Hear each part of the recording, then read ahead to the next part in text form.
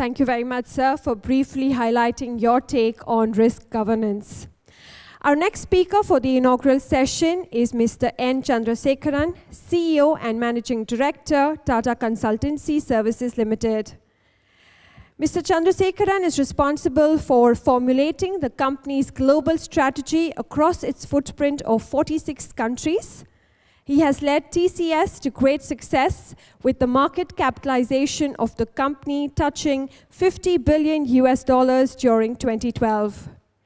TCS was consistently ranked throughout 2012 as the most valuable company in India. With over 3 lakh consultants, TCS has become the largest private sector employers in India with the highest retention rate in a globally competitive industry. And yes, requesting Mr. Chandrasekaran to please enlighten us with his thoughts. Sir.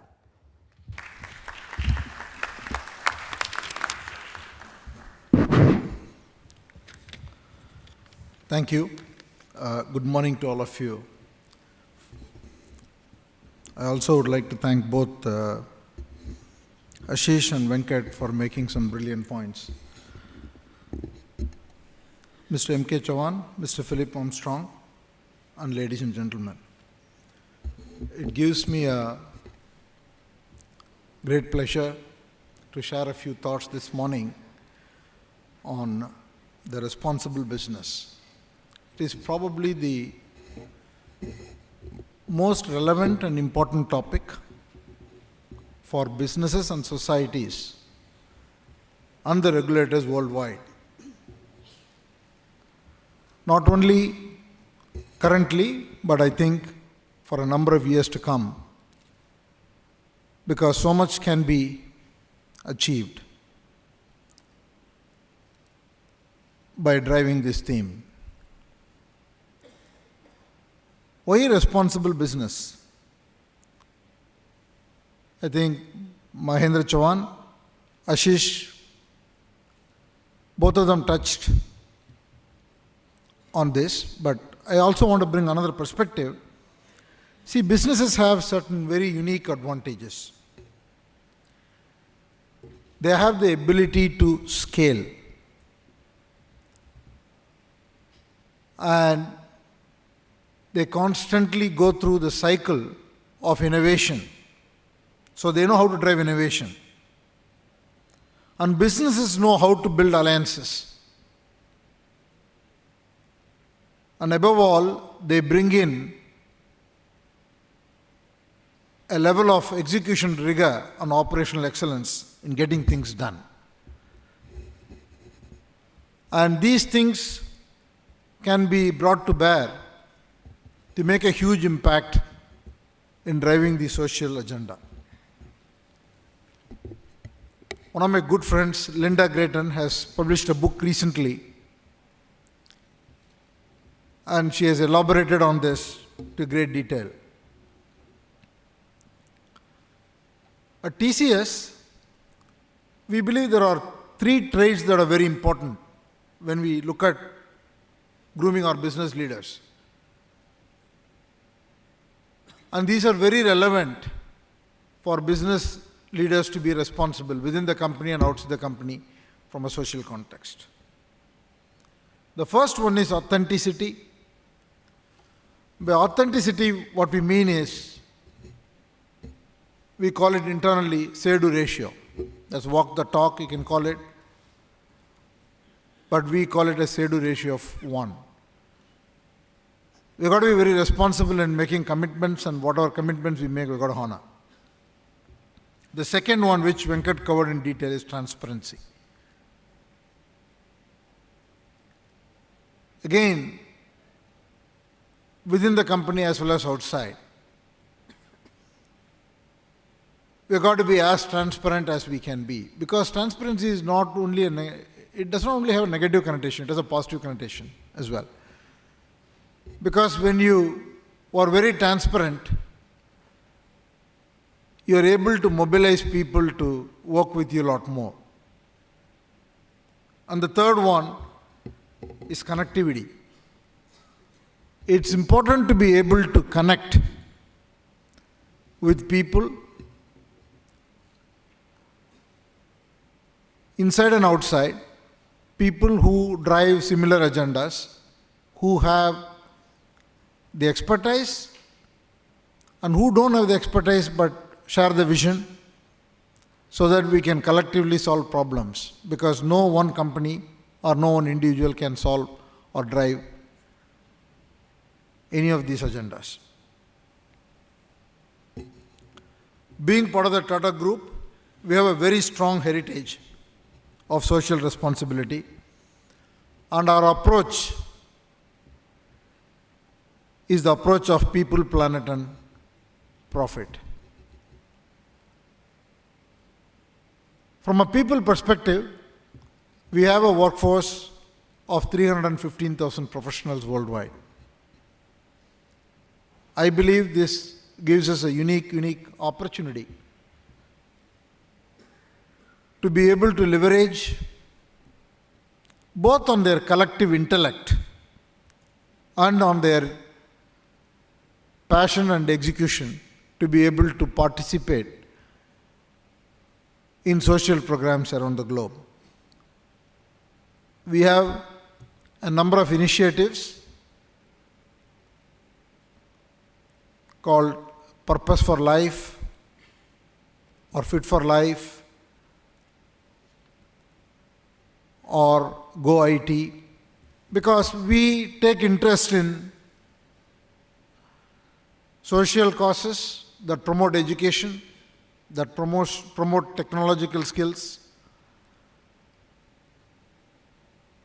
that promote health, wellness, and promote sustainability. And we are able to offer a platform for all our professionals to be able to engage in their local communities, to be able to make an impact. The second dimension is the planet dimension. Needless to say, the sustainable environment is important for the future of mankind. Here we partner with many external organizations and work closely with them in different parts of the globe, not only in India, in every part of the globe. We work with GRI, work with Zintio, work with organizations in the US. 2% of the carbon emission is caused by technology industry. 98% is a bigger opportunity. Apart from reducing the 2% carbon emission in our own industry, the 98% emission from other industries is a big opportunity for technology companies, because technology can solve this problem. So we are working on that. We have an eco-sustainability group which drives the carbon emission down within the company, right from green buildings to, we look at every aspect of sustainability. We have partnered with very many firms in building technology solutions, and we work with utility companies, oil companies, consumer product companies in helping them to solve this problem. And the third is the sustainable business growth, one for profit, which is fundamentally important because that gives us the ability to be able to invest and participate,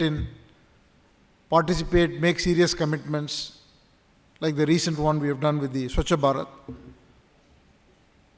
So for us, all the three are very important. At TCS, we embody the Tata Group's 145-year-old philosophy of building sustainable businesses that are firmly rooted in the community and demonstrate care for the environment. I think businesses in the future will not only contribute to solving these problems, I think we will see a lot of network relationships, because there are many problems to solve, and many businesses will have interest towards certain problems, and there is an opportunity for coming together to be able to make a larger impact. And I want to thank you all for this opportunity. And I want to end my speech with a quote. And it's a quote that all of you pretty much will be aware. But why do I repeat it? Because not because I'm from the Tata Group, but because I have not found any other apt quote better than this one. This is from Jardy. Nothing worthwhile is ever achieved without deep thought and hard work. No success or achievement in material terms is worthwhile unless it serves the needs or interests of the country and its people and is achieved by fair and honest means. This was relevant when he said it, and probably much, much more relevant today, and I believe it will be even more relevant in the years to come. Thank you so much. Thank you so much, sir, for sharing your inspiring thoughts with us.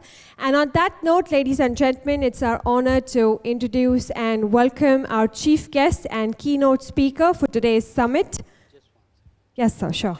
Sorry to interrupt, but I couldn't resist this temptation for the information of our chief guest, Mr. Philip Armstrong. Mr. N. Chandra was conferred recently by one of the most prestigious of our TCS, actually, was conferred as the Company of the Year 2014, and the credit obviously goes to the CEO who is moving and shaking this company to these heights.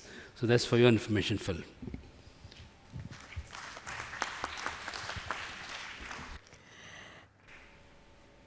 Ladies and gentlemen, on that note, we would like to welcome our chief guest and keynote speaker for today's summit, Mr. Philip Armstrong, Senior Advisor, Corporate Governance and ESG Department, International Finance Corporation, Washington, D.C. Would like to just take a minute to introduce Sir to all of us present here. Mr. Philip Armstrong heads the Global Corporate Governance Forum based in Washington, D.C., United States.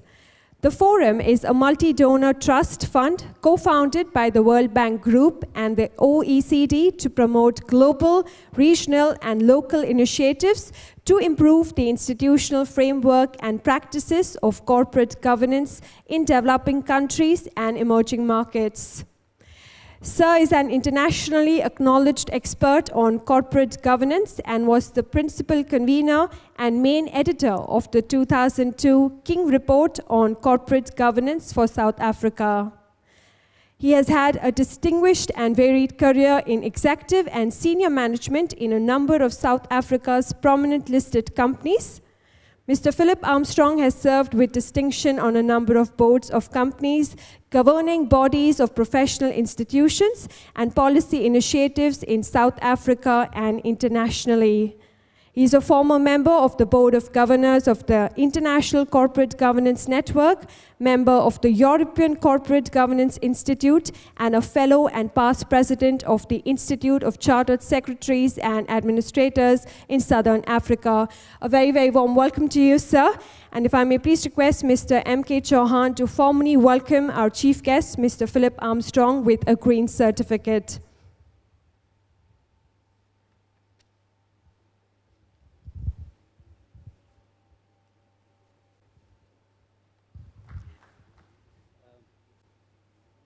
Ladies and gentlemen, could we please have a huge round of applause as we formally welcome our chief guest for today's summit, Mr. Philip Armstrong.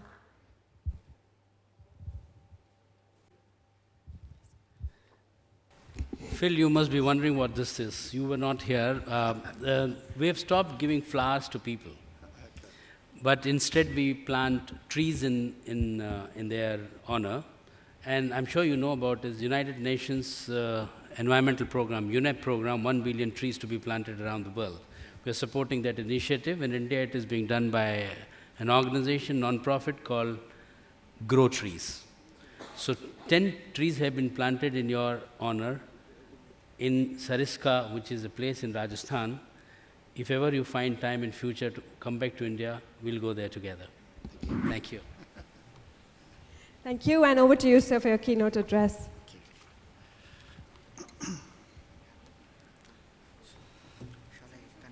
Yeah, please, can you? Thanks.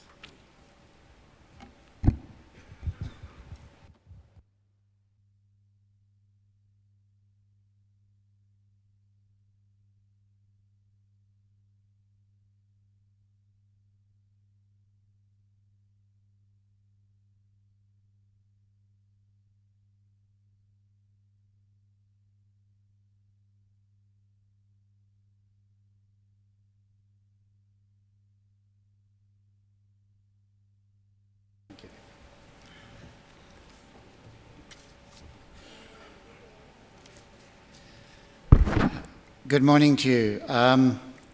Firstly, I'd like to extend my appreciation to the Asian Centre for this invitation and to the Bombay Stock Exchange, which is hosting the event, and of course to acknowledge my fellow panellists and speakers and to thank you for the opportunity to address you on the issue of achieving development outcomes through ESG, or environmental, social and governance. It's a very wide canvas of issues. I'm not going to try and cover all the aspects of ESG because we'd probably be here for almost the whole day, which really presents a particular dilemma for businesses when I come back to that point in a short while. The advantage I've got speaking at the end here is that you've had the previous speakers outlining how, one, the legislative environment is changing, particularly given some very interesting aspects of the new Companies Act. Then hearing from Deloitte, the chairman of Deloitte, in terms of really talking about a lot of what ESG tends to center around, at least within the IFC, the International Finance Corporation, where I work, which is looking at ESG through the lens of risk, in terms of what risks do the various aspects of ESG present to the businesses with which we engage with. And I'd also, in that context, like to share with you a little of my own background and experiences and observations, given that most of my business career has been with Anglo American Corporation in a senior capacity, which of course is a major mining company operating in some pretty hazardous regions around the world, but listed in London and challenged by a host of civil society organizations and investors around how we conduct ourselves and what board directors are perhaps at times unrealistically expected to understand with regard to the business. So risk is an important factor. You've then heard from Tata Consultancy Services. It's a leading, prominent company, a company with a global footprint, and how it deals with some of these issues. So my role really is to try to map some of this together as best I can in terms of what we see at the IFC, and just generally from some personal observations.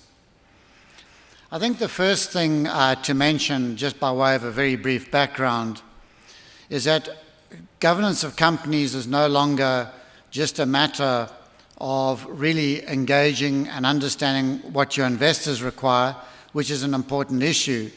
A significant part of that has also become just the diversity of the investors that invest with you, from hedge funds to private equity funds, but also to funds that have a particular bias towards socially responsible investment, and then a bias in particular areas in which that takes place. Not to mention, of course, the civil society organizations and many other people who take an interest in your affairs, and then the difficulty of how you balance those sometimes competing demands.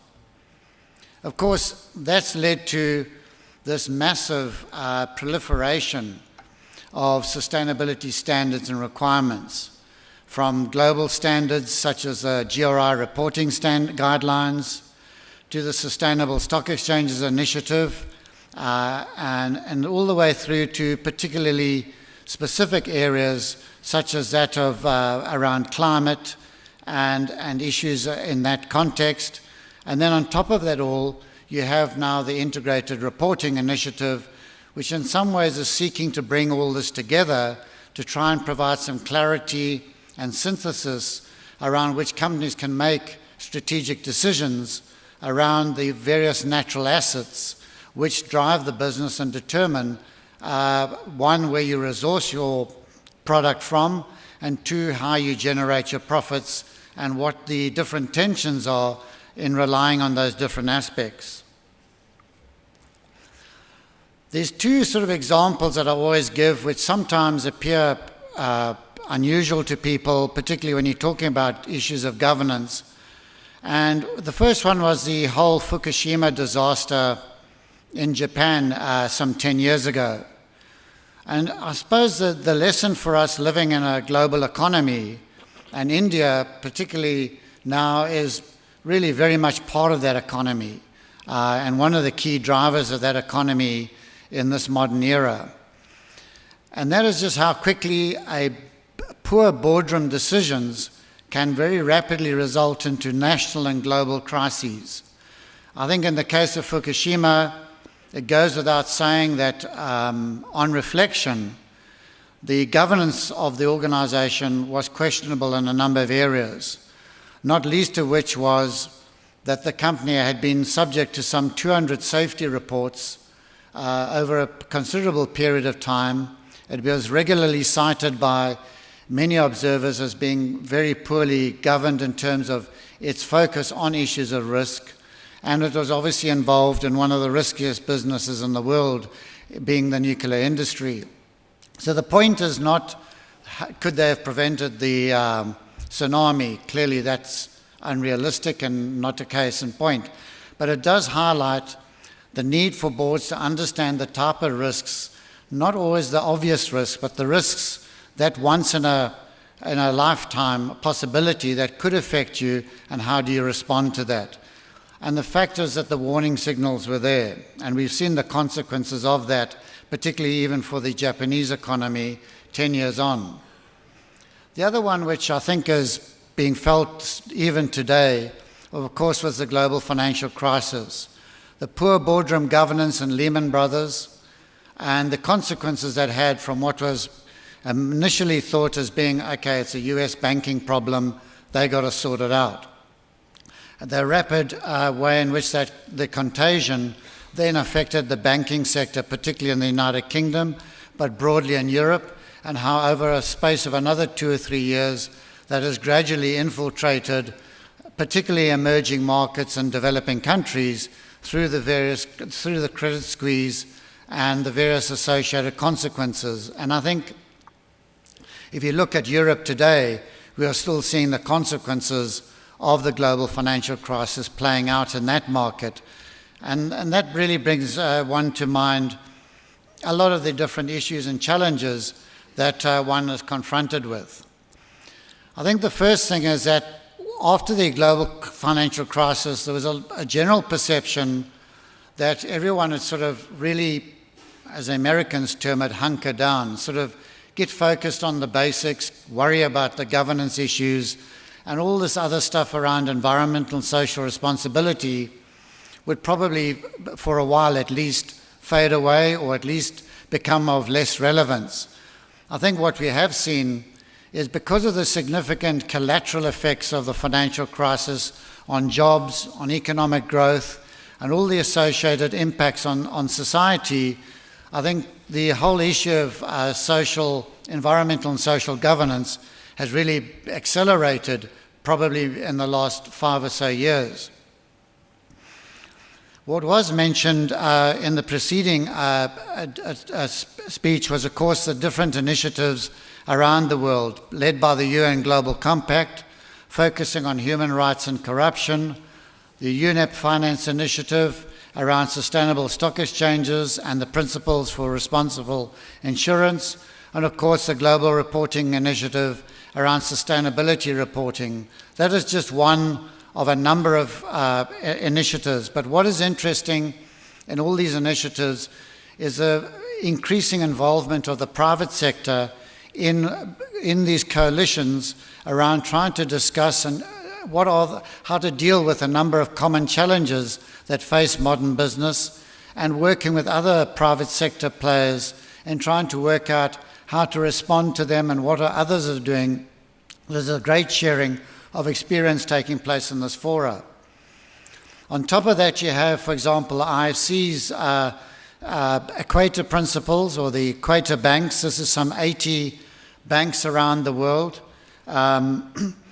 involving not just the IFC, but development finance institutions and some of the benchmark banks, which I'll highlight just now.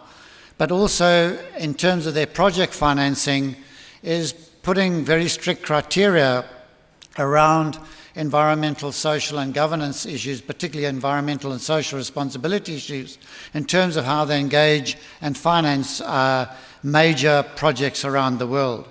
Of course, with the new Indian Companies Act and the levy that it places on certain companies in terms of corporate social responsibility is an interesting issue that I don't think appears in many company laws around the world. Other than the UK Companies Act, which places an obligation on boards to also take account of the of the interests of stakeholders and not just shareholders, which is really widening or broadening the concept of fiduciary duty in terms of boards of directors. The one issue that I always have when I look at issues of ESG, of course, and when I think of the private sector and think of my own particular experience, is really the issue that boards have to make choices. On the governance side, things are generally more clear-cut and more linear around the question of the independence of the board, issues around the choice of board chairman, and the various criteria in terms of the establishment of the committees.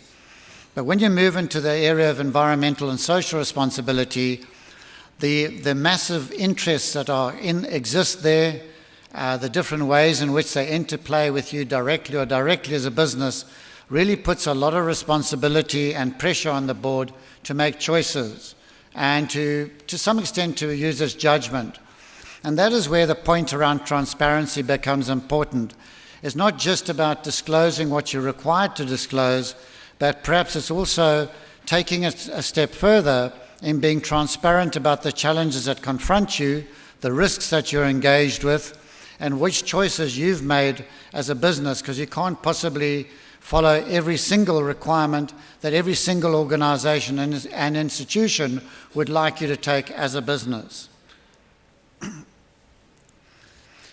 With that in regard is IFC's position, perhaps just very briefly.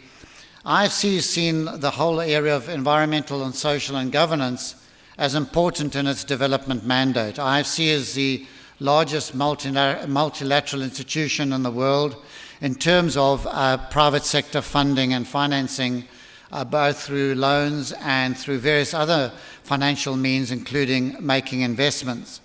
It is established through a very wide consultative process involving a very broad range of stakeholders, 8 key performance standards around areas of concern when making investments, primarily in emerging markets and developing countries, because clearly the mandate for IFC is to invest or to finance projects and transactions in markets that can be extremely challenging.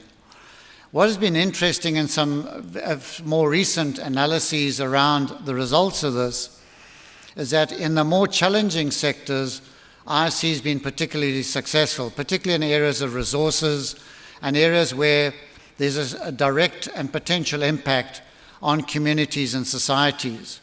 But I think the whole issue of validation of ESG and its benefits is still something that's being researched. We in IFC did a report a short while ago around corporate governance and development, and it was undertaken by 2 prominent international economists, one of them being Stein Claassen from the International Monetary Fund. And one of the areas that was highlighted for further research was the area of ESG. But we are seeing evidence of that in more and more recent reports, validating that there is definitely companies that look after their ESG risks and criteria tend to be more successful, at least in their terms of their financial performance. It's had the effect, as this graph has shown, that in the one highlighted by red, is that this is a study undertaken by Harvard Business School across a number of companies around the world and prominent stock exchanges. And what they've analysed, at least in their initial research, which in part was anecdotal, was that there was an opportunity, one, to reduce the cost of finance, and one of the examples given was DuPont, which has saved some $2 billion just in finding more energy efficient ways in terms of its manufacturing and industrial processes. But also the reputation and the impact that you benefit from the reputation dividend that you gain as being seen as a responsible business, particularly in times of financial crisis, not necessarily of your own making, but that in which the markets in which you operate. That point, as I made, is the issue around reputation risk. There's a whole host of risks that can be associated with ESG, and at least from the research we've undertaken, one of the key areas is the issue of reputational risk. And I suppose the most striking example of that was the BP Horizon disaster in the Gulf of Mexico. That's had significant consequences on BP as a business, and in just recently this week, there's been speculation that they may well become a takeover target, particularly on account of the decline in the oil prices, putting severe pressure on operations like BP. But the point being is that ESG and its failure in your business can lead to very significant consequences. But it's not just a BP problem. It's also become a problem for many of the pension funds, particularly index-linked pension funds, that are naturally invested in BP because of the size and structure and its significance. It's a necessary part of most pension funds, which themselves have borne the consequences of the failure of some of BP's processes. As I mentioned, the Equator Principles has been adopted by some 80 financial institutions around the world. I'm sure you would recognize some of the names on the chart which have been shown for illustration. But really, this has been a framework which has really been adopted by financial institutions to really assess and manage environmental and social risk in projects that they finance. There's one aspect which is those which they finance, but there's also the negative aspect where they decline to finance and the reputation that imposes on the project and its participants. So it's a very influential medium, and it follows the IFC performance standards, which are the 8 criteria I shared with you a moment ago. Of course, one of the issues around the whole issue of ESG is the role of the board.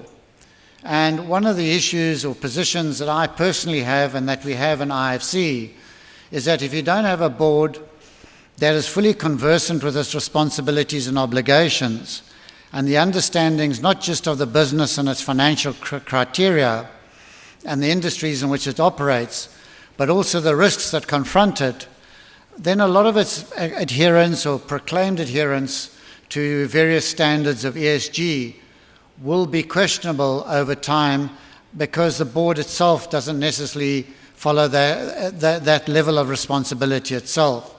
So the point I make is governance is a critical part of any framework that involves environmental and social responsibility.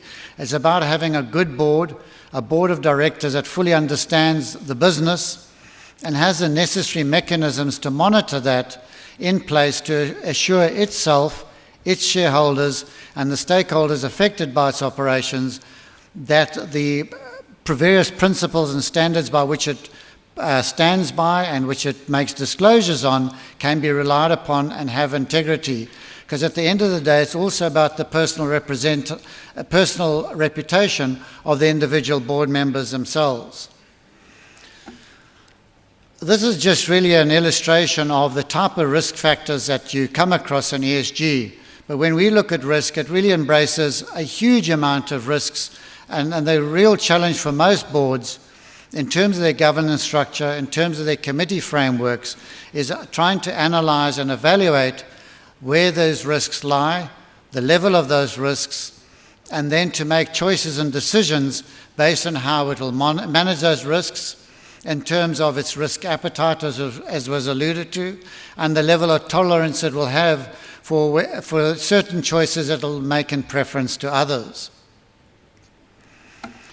The issue, I think, at the end of the day, and this was a discussion and a joint venture we did with the UN Global Compact, was really trying to look at the signatories to the UN Global Compact, which is focused primarily on issues of environmental and social responsibility, particularly towards human rights and corruption, but also with the issue of where the role of the board plays in integrating the various aspects of these risks that face a business into its day-to-day management operations and the reporting mechanisms.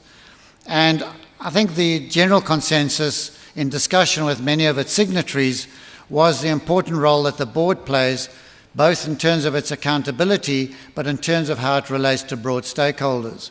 One of the lessons I learned in the private sector at the time was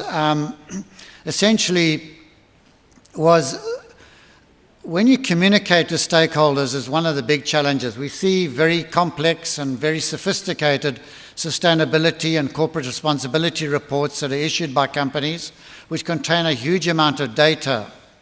But one of the lessons I put to companies is make sure that what you communicate and how you communicate is also reduced to the type of communication and engagement that the stakeholders you're dealing with understand.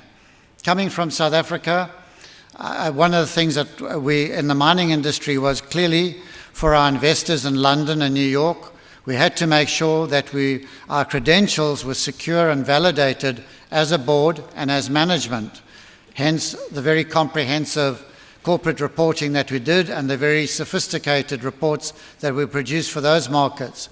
But a secondary but important part of it was how we engaged with different communities, whether it was in Zambia, whether it was in Patagonia in Argentina, whether it was in Sadiola in Mali, was communicating what these things really meant at their level of understanding, how it affected them in terms of our commitment to social responsibility and environmental commitments made on their behalf, and very often and preferably in negotiation with those stakeholders.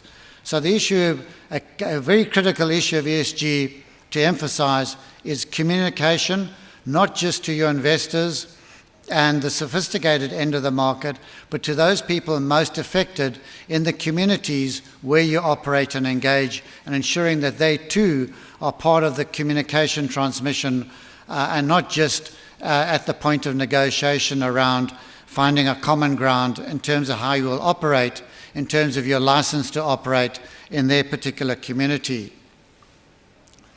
When we look at governance in the IFC, it might be interesting, we don't look at governance in terms of screening out companies. We tend to look at governance primarily around where is a company in its governance journey. Is it at a level where it's broadly acceptable, it's following the bare minimum, it has a board of directors, it may or may not have an audit committee, or is it really moving towards its leadership in its market? It's following best practice in perhaps not all, but some areas of its operation. And then associated with that is really focusing on 5 key areas. One, of course, is naturally the structure and functioning of the board. The other, importantly, is the issue of its control environment and how it understands its risks and how it manages its risks and assures itself that those internal controls are being processed effectively and properly. Of course, the issue of transparency and disclosure, and the issue, of course, is, as I mentioned earlier, is not just disclosure, but perhaps going a step beyond that in terms of being transparent about some of the issues that confront your business and the type of activities in which you're involved. And of course, importantly, where this is relevant is the treatment of minority shareholders. All of this really adding up to some degree to indicating what level of commitment you have to corporate governance. In terms of surveys which we've done with our clients across IFC, and I guess there's a bias to ensuring that they respond to us positively as well, but certainly in terms of independent surveys undertaken, most of the clients that we work with around the world in some very challenging environments recognize that both the environmental and social standards, which is a necessary part of complying with any engagement at IFC, and the corporate governance standards, where it's a significant risk or a significant transaction, find that ESG is an important part of what they do.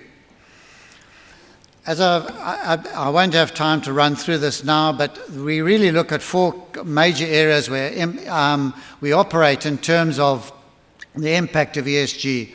One, of course, is around the whole question of agribusiness and food. And of course, that's a very important area here in India, as it is in many other parts of the world. The other one is infrastructure and community vulnerability, particularly to business operations, where communities are perhaps vulnerable to abusive practices, but increasingly is the issue of climate change, and of course, the area of SMEs and job growth, which was alluded to. When we look at the Equator Principles, which I mentioned, there are some 80 financial institutions and development financial institutions around the world which have signed to that.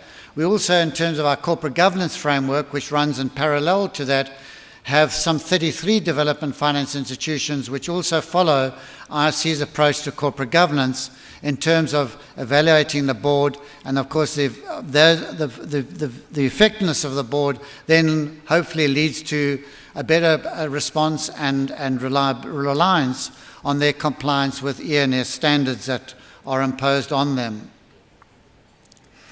I think at the end of the day, when you look at a company like Unilever, which is probably one of the leaders, not the only leader, but one of the leaders in the world, is to see how they use sustainability as not just a reputational risk benefit, but as a competitive advantage. And I guess at the end of the day, one of my key messages in any discussion around corporate governance and or the ENS part of it is you've got to look at this as a business strategy. You've got to look at this as something that supports your operations, and it's not just a compliance exercise. It's not just simply to satisfy some investors or to satisfy some rules or regulations. It has to make sense in supporting your business. It's got to be an integral part of your day-to-day operations, your management responsibilities to the board, and the board's accountability to the shareholders and stakeholders with whom it engages. And I think in terms of does ESG matter, I think from a survey of SRI funds that was recently undertaken, representing some $26.5 trillion worth of funds under management, is that when they look at ESG, the financial return is important. So it's not just about complying with ENS, it's also that ENS builds good, sustainable and profitable businesses.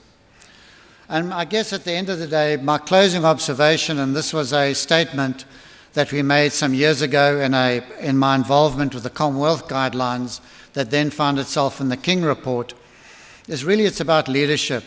It's about leadership in terms of efficiency, where companies are increasingly competing in a global economy, and the need to create jobs, which was alluded to earlier on, and that is a particularly significant matter for emerging markets, not to mention where I come from in South Africa.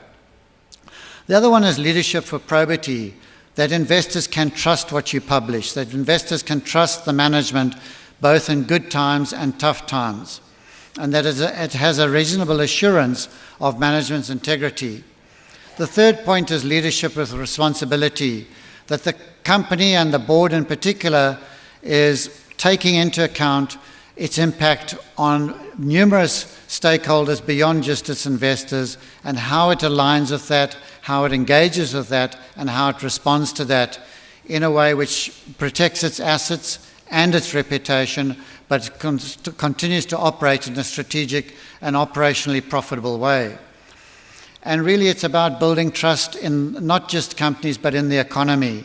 How often do we see a crisis, say for here in India, with say the Satyam crisis, for example, or in other markets where we've seen it often enough, where one event tends to define people's view of the entire economy, whether it was the TEPCO catastrophe in Japan, whether it was Lehman Brothers in the United States, or Royal Bank of Scotland in the UK. There are just example after example after example of how one crisis in a significant corporation becomes something that defines an economy, and hence the need for us to ensure that our leading companies and the companies with which it does business follow good governance and recognise the importance of environmental and social responsibility. Perhaps with that I can end my presentation, and thank you very much for your attention.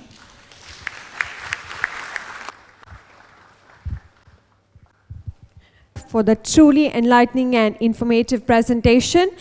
And on that note, ladies and gentlemen, we would now like to present a token of our appreciation and gratitude to our distinguished speakers on the dais. So if I may please request Mr. M.K. Chauhan to please present the book Customer in the Boardroom by Rama Bijapurkar to all our esteemed dignitaries, starting off with Mr. Philip Armstrong. Could I please request Mr. M.K. Chauhan to do us the honors of presenting the memento to Mr. Philip Armstrong.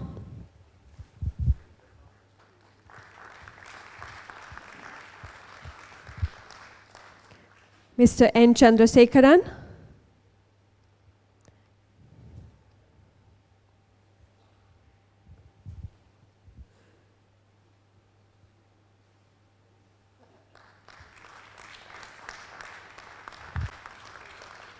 Mr. N. Venkatram.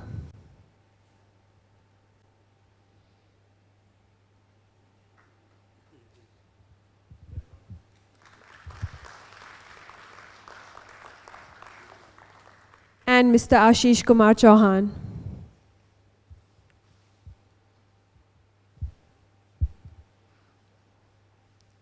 Yes, once again thanking all our eminent speakers. And of course, we'd now like to request Mr. Ashish Kumar Chauhan to present a token of appreciation on behalf of Bombay Stock Exchange to all our eminent speakers, starting off with Mr. Philip Armstrong.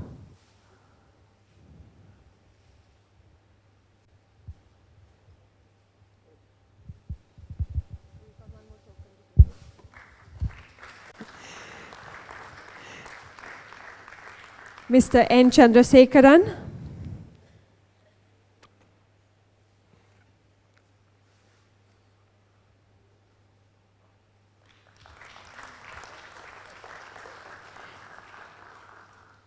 Mr. N. Venkatram.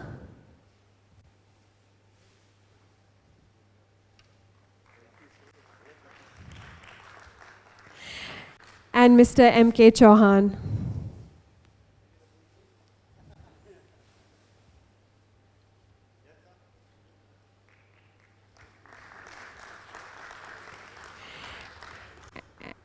And with that, we did like to conclude the inaugural session. May I please request Mr. M.K. Chauhan to please propose the vote of thanks for the inaugural session.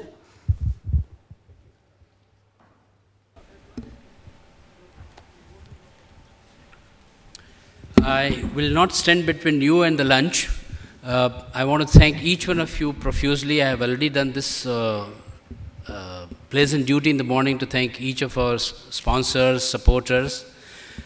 My only request I want to repeat, please be there throughout the day, because this is the knowledge that we are co-creating. Only speakers cannot do it. So after lunch, I know it's a ghost session, but I promise you, none of you will be able to doze off. The theme is so interesting. Please stay back. Thank you very much, and we will meet. The rest of the announcement, I'll leave it to Minoti. Thank you, sir. And of course, before we do break for lunch, a special announcement from Mr. Milind Sanghvi from Chinmaya Mission. So if I may please request Mr. Milind Sanghvi to please come up on stage for a special message on emotions at work. So.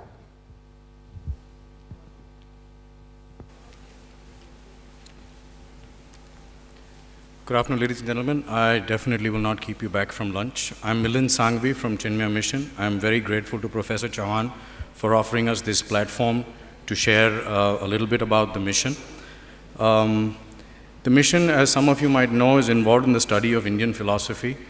The idea is to gain from that and basically learn aptitudes, lessons, and values from it to apply it in our day-to-day lives.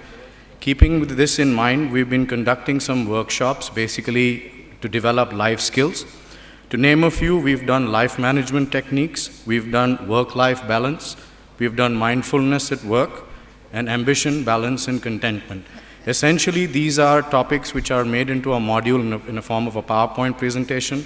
We mix them with media, multimedia, interactive sessions and discussions. The idea is to actually reach out to corporate India. I see a lot of distinguished members of corporate India here today. We seek your support to share this knowledge because these are management techniques, these are techniques which help us in our day-to-day living, and I'm sure the corporate sector should be willing to participate in this. I seek your support through either your HR heads, your admin heads. If you could share some of these, have them come across to our workshops.